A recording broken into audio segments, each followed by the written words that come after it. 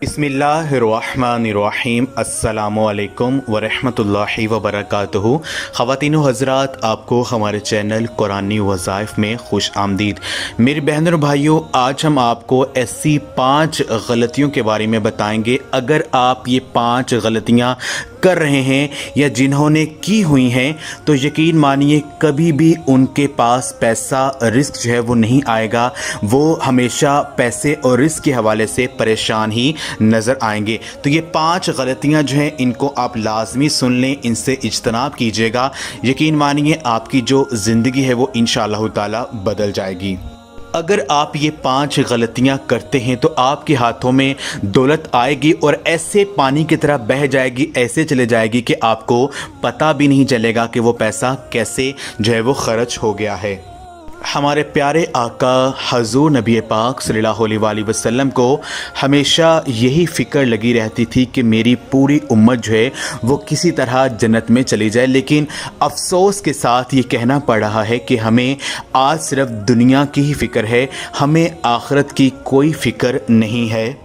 कब्र की हमें कोई फ़िक्र नहीं है जहां हमें हमेशा रहना है। हम सिर्फ पैसों के पीछे ही भाग रहे हैं। ज़िंदगी से सुकून मोहब्बत ख़त्म हो गया है। रोज़े महशर की कोई फ़िक्र नहीं है जिसका एक दिन 50,000 साल के बराबर होगा।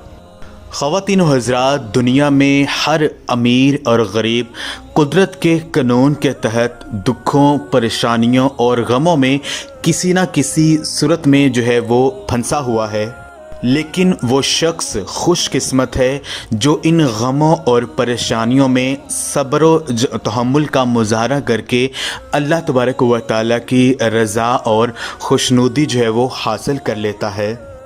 ख़वातीन व हज़रात, सबसे पहली चीज़ जिसके बारे में हम बात करेंगे वो है जूठा खाना छोड़ना। यानी आप खाना खा रहे हैं, आपने ज़्यादा खाना डाल लिया है लेकिन आपसे ज़्यादा खाना नहीं खाया गया और आपने आधा खा लिया और आधा आपने छोड़ दिया है। तो ये जूठा जो खाना है ये आपने नहीं छोड़ना है। तो हज़ूर नबी पाक सल्लल्लाहु अलैहि वसल्लम की ये सुन्नत भी है कि उतना डालें, उतना लें जितना आपने खा लेना है, जूठा आपने खाना नहीं छोड़ना है।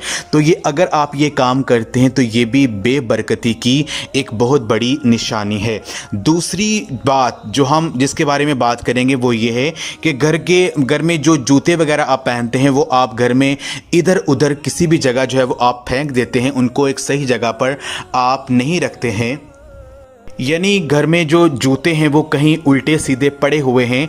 तो ऐसा अगर आप कर रहे हैं तो ये भी घर में बेबरकती लाने की बहुत बड़ी वजह बन सकता है।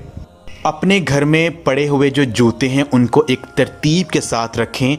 तो ऐसा करने से आपके घर में खुशहाली आ जाएगी, घर से बेबरकती जो है वो उठ जाएगी। इंशाअल्लाह घर में बरकत आना शुरू हो जाएगी।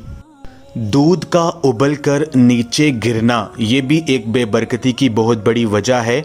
अगर किसी घर में अनजाने में सिर्फ एक दिन ऐसा हुआ है कि यानी दूध रखा है गर्म होने के लिए और वो नीचे गिर गया है तो उस घर में जो है वो कोई परेशानी नहीं आएगी। लेकिन अगर ये काम रोज़ाना हो रहा है, रोज़ाना आप जो दूध है वो उबलते हुए नीचे ज़मीन पर गिर रहा है तो उस घर में परेशानियां आना शुरू हो जाती हैं। उस घर में रिज़्क़ की जो परेशानी है वो आना शुरू हो जाती है।